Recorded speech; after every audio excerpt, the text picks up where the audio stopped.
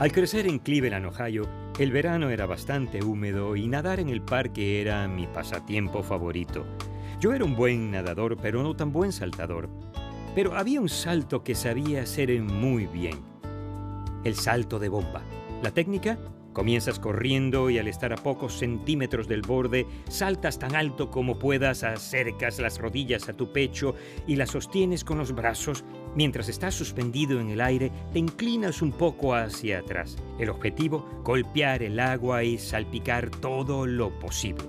Hacer el salto de bomba requiere un gran abandono. No se puede hacer un buen salto de bomba caminando cobardemente hacia el borde de la piscina, metiendo el dedo del pie en el agua y saltando desde una posición estática. No, hay que estar a cierta distancia y comenzar corriendo con rapidez antes de saltar. Debes comprometerte por completo si quieres salpicar mucho. Jesús busca una fe de bomba en sus seguidores. Él desea que estemos totalmente rendidos y nos abandonemos a su llamado.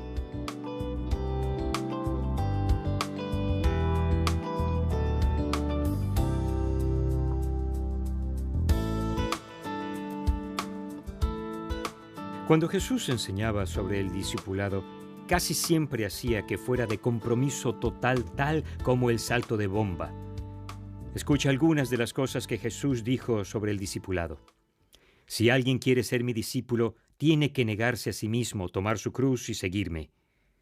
Si alguno viene a mí y no sacrifica el amor a su padre y a su madre, a su esposa y a sus hijos, a sus hermanos y a sus hermanas, y aún su propia vida, no puede ser mi discípulo. Ciertamente les aseguro, afirmó Jesús, que si no comen la carne del Hijo del Hombre, ni beben su sangre, no tienen realmente vida. La siguiente práctica viene directamente de la petición de Jesús a sus seguidores y conforma esta idea clave. Dedico mi vida a los propósitos de Dios, no una hora del domingo, unas monedas de mi bolsillo o una obra ocasional. Jesús quiere que hagamos el salto de bomba para Él. Está buscando rendición total, lo que nos conduce a la pregunta clave: ¿cómo cultivo una vida de sacrificio? Está realmente claro que los primeros seguidores de Jesús, menos Judas, finalmente entendieron la petición de Jesús. De los apóstoles originales, los historiadores dicen que todos, a excepción de Juan, fueron martirizados por su fe en Jesús. El salto de bomba de Juan para Jesús consistió en sufrir el exilio en la pequeña isla de Patmos. Resulta interesante que al estar allí escribió la visión más gráfica de lo que aún está por venir, el libro de Apocalipsis. Cada vez que uno de los discípulos de Jesús era martirizado o castigado, eso impulsaba el movimiento del cristianismo. Pero no fue solo ese primer grupo de discípulos el totalmente comprometido. En el libro de Hechos vemos que la iglesia crecía cada vez más fuerte y rápido. Para ministrar al creciente número de personas y a las viudas que se unían a la iglesia, los apóstoles eligieron a otros hombres. Uno de esos hombres se llamaba Esteban. Un día en particular, los líderes religiosos judíos comenzaron a discutir con Esteban. Ellos lo veían como un don nadie glorificado y confiaban en poder derrotarlo intelectualmente en la plaza pública. Con lo que no contaban era el poder del que moraba en él. Hechos capítulo 6, versículo 10 nos dice: no podían hacer frente a la sabiduría ni al espíritu con que hablaba Esteban.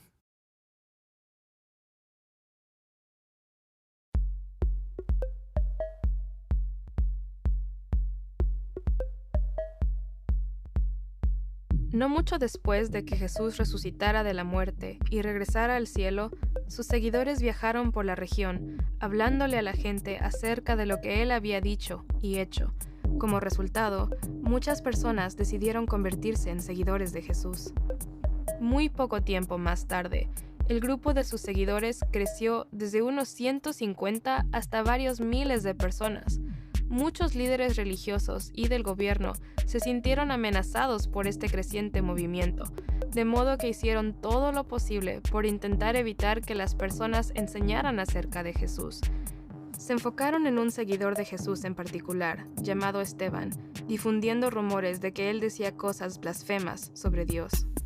El rumor se extendió y finalmente Esteban fue arrestado y llevado delante del Sanedrín, un grupo de sacerdotes designados para gobernar la zona. Varios testigos se presentaron y testificaron contra Esteban, afirmando que él proclamaba que Jesús iba a regresar para destruir el templo judío y cambiar las leyes que fueron dadas por Moisés. Cuando el Sanedrín observó a Esteban, su cara parecía como la de un ángel. El sumo sacerdote le preguntó, ¿son ciertas estas acusaciones? Esteban comenzó hablando sobre Moisés, como él había hablado en nombre de Dios y librado a los israelitas de la esclavitud en Egipto.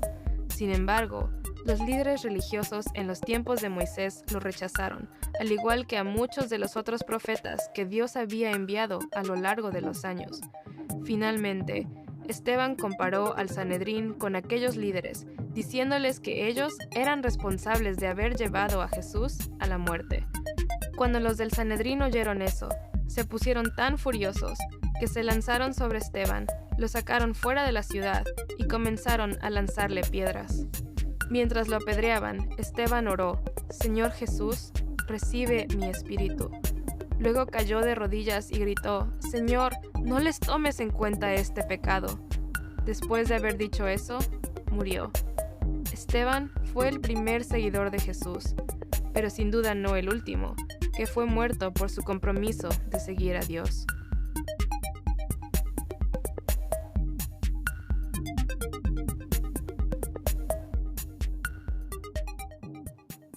Con valentía, Esteban se puso de pie y solo les contó la historia de Dios como había pasado cronológicamente, comenzando con Abraham, el principal hombre judío.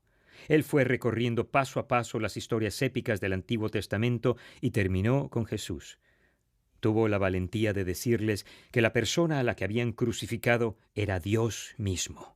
He descubierto en la Biblia que siempre que toda la historia de Dios se relata en orden cronológico, a la gente y la entienden, tiene un potente efecto en quien la escucha. Por lo general, ese efecto es positivo, pero en este caso es negativo. Y con el espíritu de Jack Nicholson en algunos hombres buenos no pueden manejar la verdad. Deciden apedrear al don nadie que acaba de vencerlos en el debate. Tal vez has oído de personas con experiencias cercanas a la muerte, cuyo corazón en realidad dejó de latir un cierto tiempo, pero después milagrosamente vuelven a la vida. Ellas hablan de lo que vieron y a menudo cuentan de Jesús y el cielo. Siempre me pregunto si esas historias son realmente verdaderas, pero aquí encontramos la experiencia de Esteban y está registrada en las Escrituras. Cuando los líderes religiosos iban a apedrearle, esto es lo que la Biblia dice que pasó. Pero Esteban, lleno del Espíritu Santo, fijó la mirada en el cielo y vio la gloria de Dios y a Jesús de pie a la derecha de Dios. «Veo el cielo abierto», exclamó, «y al Hijo del Hombre de pie a la derecha de Dios». La mayoría de las veces que se hace referencia a Jesús en el cielo a la diestra del Padre, está sentado. Esta posición denota realeza y control. Pero en este caso, ¿notaste que Jesús está de pie? Es como si le dijera a Esteban, «Tú estuviste de pie por mí en la tierra y ahora yo estoy de pie por ti en los cielos. No te preocupes, mantén tus ojos en mí, estaremos juntos en solo minutos». Los que se oponían no querían oír lo que Esteban decía de su encuentro con Jesús, se taparon los oídos y comenzaron a lanzarle piedras hasta que murió. O como dirían los cristianos, hasta que partió para estar con Jesús. Esteban tenía una fe como el salto de bomba. Estaba entregado por completo a Jesús y Jesús honró ese compromiso. Esta cualidad de rendición total no se detuvo con los que se mencionan en la Biblia. Hace algunos años me encontré un librito de un conocido sociólogo llamado Rodney Stark. El doctor Stark estaba fascinado por el crecimiento del cristianismo en sus primeros 350 años. Él tituló su libro El ascenso del cristianismo, cómo el desconocido y marginal movimiento de Jesús se convirtió en la fuerza religiosa dominante en el mundo occidental en pocos siglos. Para ser exactos, en el año 350 después de Cristo, el cristianismo alcanzaba 56.5% de la población occidental, o 33.882.008 personas, comenzando con el hijo de un carpintero de Nazaret. Como el doctor Stark no era creyente, no tuvo en cuenta el factor Dios, simplemente aplicó los axiomas de la sociología a sus descubrimientos. Una de las cosas significativas que descubrió fue la presencia de dos epidemias mundiales, la varicela y el sarampión, que mataron a 1/4 y 1/3 de toda la población occidental. La primera en el año 165 después de Cristo y la segunda en el año 250. Para intentar evitar el contagio, el patrón de los paganos era dejar a los familiares infectados afuera en las calles. Pero los cristianos hacían precisamente lo contrario. Alimentaban y cuidaban a los miembros de la familia, poniéndose así ellos en riesgo. Y no se detuvieron ahí. Tomándose en serio la enseñanza de Jesús, salían a las calles y se hacían cargo de los paganos, cuidándolos también. Por este acto de sacrificio, muchos cristianos se contagiaron de la plaga y murieron. Y al final, el cristianismo creció muchísimo. ¿Por qué? Los paganos vieron cómo los cristianos trataban a la gente y se cambiaron. ¿No lo harías? ¿Cómo podían los cristianos actuar así con extraños? Hicieron un salto de bomba para Jesús, escucharon su enseñanza y saltaron. También sabían que al final del día Jesús los sostendría. Sacrificaron su vida para que pudieran vivir para siempre con Él. No tenían nada que perder. Lo cierto es que Dios no ha planeado que muramos por Él. Lo que quiere es que vivamos para Él. Nuestro versículo clave lo dice con claridad. Por lo tanto, hermanos, tomando en cuenta la misericordia de Dios, les ruego que cada uno de ustedes en adoración espiritual ofrezca su cuerpo como sacrificio vivo, santo y agradable a Dios. Pablo escribe este famoso versículo en Romanos capítulo 12, versículo 1. Él acababa de terminar los primeros 11 capítulos describiendo en detalle el problema que es estar apartados de Cristo y que la rendición total, el salto de bomba de Jesús, nos dio la oportunidad de ser salvos. Luego comienza este capítulo diciendo, a la vista de todo lo que la misericordia de Dios ha hecho por nosotros, es razonable que nos ofrezcamos a nosotros como sacrificios vivos. Cuando lo piensas, no es una petición tan grande a la luz de donde estamos sin Jesús. ¿De acuerdo? Claro, ser un sacrificio vivo es más desafiante que ser un sacrificio muerto. Los sacrificios vivos siguen bajándose del altar. Yo lo hago.